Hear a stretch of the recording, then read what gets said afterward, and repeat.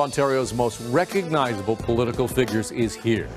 Is George Smitherman finally retired from politics, or will he be back for more? We'll find out next.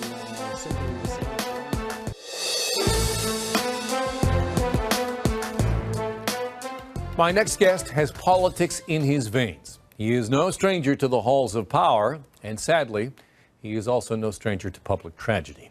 George Smitherman has written about his experiences in his new memoir, Unconventional Candour. And he joins me now here on Focus. George, great to see you. Good to see you. Let's begin with the darkness before we move to the light. In January 2014, your then husband committed suicide, and you write very eloquently in the book about not being surprised. It was a few days before that, actually. It was December 29th and pronounced on December the 30th, 2013. There was a predictability to it, sadly, and I've spoken to so many other people that have been in the same situation where the loved one, despite efforts, was really intent on an eventuality. And it was clear to me that that was the context that I was operating in. It was all on the table, and it's difficult to say this, but in a certain sense, that uncertainty is more, is more difficult than the unknown is in some ways more difficult to confront than the known, and the sense of powerlessness that comes. You had at one point, sorry to interrupt you. At one point, my 50th birthday would have been February 12th of the next year, and at one point, Christopher indicated to me that he was trying to leg it out. You had recently adopted a second child.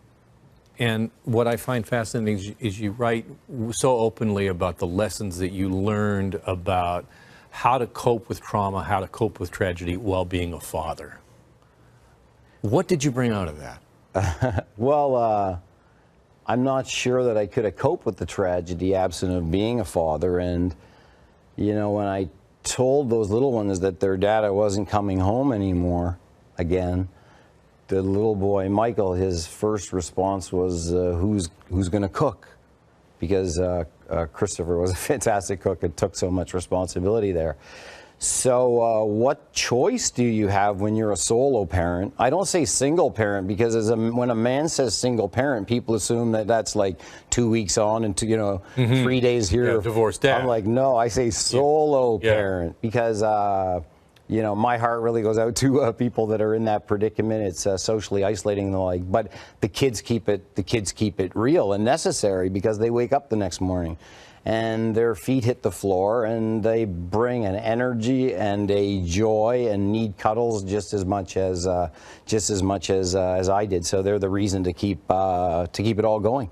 Currently, you're remarried. Your life, you said just before we came on, everything's great. That's going much better. And I wonder, for those who might be going through a tough time, tell me about the tunnel and how you get to the other side. Well, the book's got quite a few different places where I had to fight through to the other side, and it's a candid expression of my life, and it was hard to write it.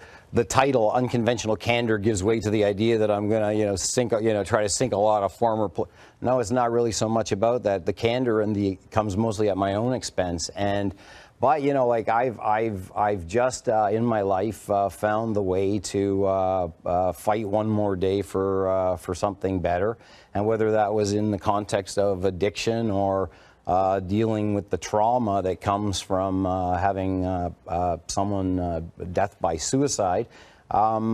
You just for me, I just put one foot before the next, and better days came. I had love and support from people that continues to this day. But I appreciate the most. One of the reasons that I wanted to write the book is because I know that my story of dealing with addiction has inspired at least one or two others, because they've told me to look for that other side. And when you're in the battle against addiction, it is kind of like that you just build up to the point where you make a breakthrough, and all of a sudden you can see things more clearly, or what have you. And to the people that are fighting addiction, I would always want them to know that I've been in that space, And I know those battles are so tough, but to not succumb to it and to try and find brightness, and for all of us to look in a little bit more on the people that are vulnerable that are around us. The other thing that you are drawn to, of course, is politics. And before we run out of time, are we going to see your name back on a ballot again? It seems like you just can't stay away. Well, I don't know. The final chapter of the book is called Run Over by a Ford Again, brackets different model. So my recent run for municipal politics had only 2 positives associated with it. I got to reunite with aspects of the community that I'd missed and that I love deeply, and that my husband and my kids got to see me in what I might describe as my natural element.